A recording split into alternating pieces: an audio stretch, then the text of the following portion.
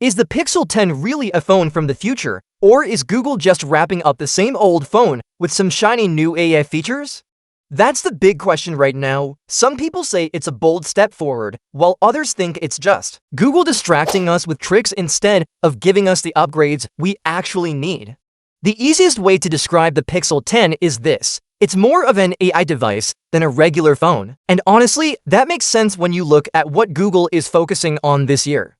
Almost everything new about the Pixel 10 is about AI, not about real hardware improvements.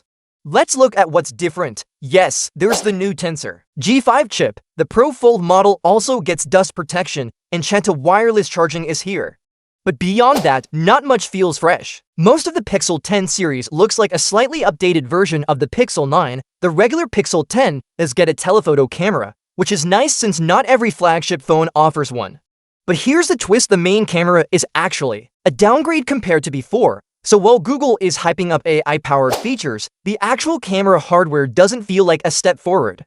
Overall, this is one of the smallest spec bumps we've seen in years. The only area that really stands out is AI, but that's also something Google has already been talking about for the last two Pixel generations. The problem with AI features is that they sound exciting when you first hear about them. On the first day, you'll probably test things like Magic Q, ProRace Zoom, or the phone's new conversation suggestions. But after that first day, many people stop using them, and at that point, what's left? A phone with a decent processor, a battery that slows down over time, and performance that doesn't really match its price. Take ProRace Zoom as an example. It promises to show you details of things far away, like a car in the distance. Sounds amazing, right? But here's the truth. The phone isn't really capturing those details with the camera. They're being created by AI, so the picture might look sharp, but it's not necessarily real. It's an AI guess. That makes photography in 2025 more about polished images than authentic ones. Now think about Magic Q, the feature that suggests what you should say in conversations. That might sound useful, but do we really want our phone writing our replies? What if you want to lie, make a joke, or just be spontaneous? Having a machine script your words takes away some of that freedom. This is why many people feel like Google is losing focus. Instead of improving basics like battery life, charging speed, or raw power, Google is putting most of its effort into AI tricks that most users may never rely on daily. And then there's the price. The Pixel 10 is still sold at a flagship level cost, but under the hood, it doesn't fully live up to that price. The Tensor G5 chip is fine for regular tasks, but it's not super fast. For casual users, it may be enough. But when you're paying as much as you would for a high-end Apple or Samsung phone, you expect stronger performance. The battery has its own issues, too. Over time, it slows down.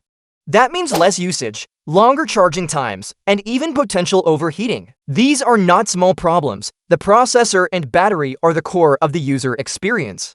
Cameras and AI are nice, but you depend on performance and power every single day.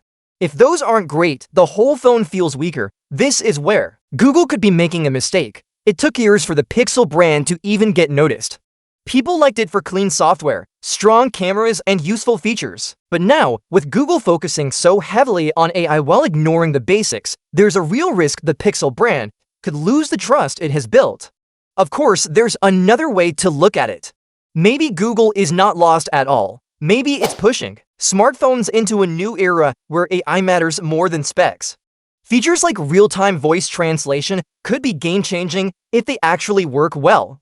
Maybe we just don't see the bigger picture yet, but for now, it feels like we're paying flagship prices for mid-tier specs and features that may not add much value in daily life. Until Google finds the right balance between innovation and fundamentals like speed, battery, and durability, the Pixel 10 might feel less like the future and more like a flashy experiment. So what do you think? Did Google miss the mark with the Pixel 10, or is this the start of something bigger for smartphones?